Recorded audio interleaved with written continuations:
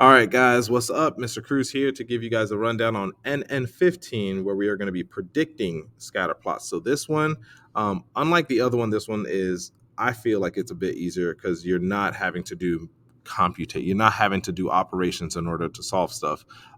You're really just kind of looking at it and then deciding what the trend is in the scatter plots. So let's go ahead and get into it. So this one says Todd has a birthday party every year. This scatter plot shows how many friends he invited to each party and how old he turned that year. Which statement best describes the relationship between Todd's age, which we see down here at the bottom, and the number of invitations, which we see here on our y-axis?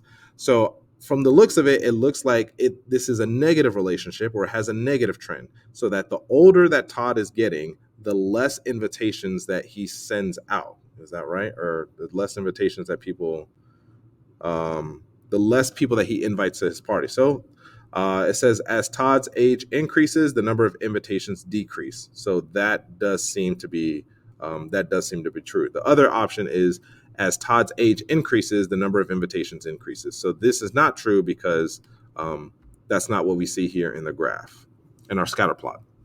All right, next one up. It says the scatter plot shows the amount of time Deb spent on homework and the amount of time she spent on social media each weeknight for the past 2 weeks. So the amount of time she spends on homework and then the amount of time she spends on social media. I can kind of already see a trend here.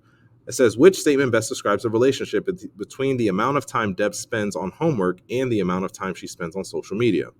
As the amount of time Deb spends on homework increases, the amount of time she spends on social media decreases. I would think this one is true because that is what we're seeing here. So when she has only 5 minutes to work on homework, she spends way more time on social media than when she has 45 minutes to spend on homework. The other option is as the amount of time Deb spends on homework increases, the amount of time she spends on social media increases. That kind of would not make sense. I don't know what type of time wormhole that she's going into or whatever, but from here, the more time she spends on homework, the less time she spends on social media. So we're going to select that answer. All right. Next one. It says Luke reads every night before bed. This scatter plot shows the amount of time he read each night last week. It also shows how many pages he read each night. So the amount of time he read and then the amount of pages. So just by looking at this, I can tell that the more time he spends reading, the more pages he reads, right? And this is showing us a positive relationship. Our line of best fit seems like it would go right here, and that would be a positive relationship.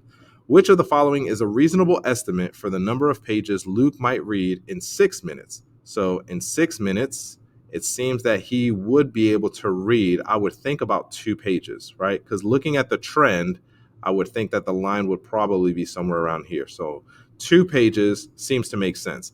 0 pages doesn't make sense. 6 pages, from the looks of it, it took him 14 minutes to read 6 pages, and it's going to take way more for him to read 8 pages. So 2 pages seems like the best option.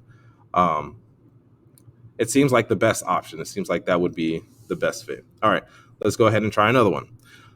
It says Pam surveyed the students in her class who have dogs. This scatter plot shows the dog's weight and how much food they ate each day. All right, so how much the dog weighs and then how much food that dog ate, or how many scoops of dog food. Okay. Which statement best describes the relationship between the weight of a dog and the amount of food the dog eats? If as a dog's weight increases, the amount of food it eats decreases. That does not make sense because I feel like, the bigger somebody is, the more likely it is that they're eating a lot and that they're probably going to continue to eat more. I can kind of see that in both of my kids, right? My youngest, that dude weighs like 20 pounds soaking wet. And then he just doesn't like to eat anything.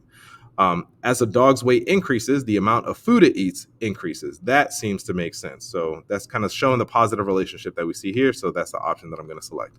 All right. So that is what you guys got to do. Again, if you guys get to like 70, 80, I'm happy. If you want to keep going and get to 100, I'm even more happier. All right. So there you guys go. Good luck with it. If you guys need help, feel free to reach out. Peace.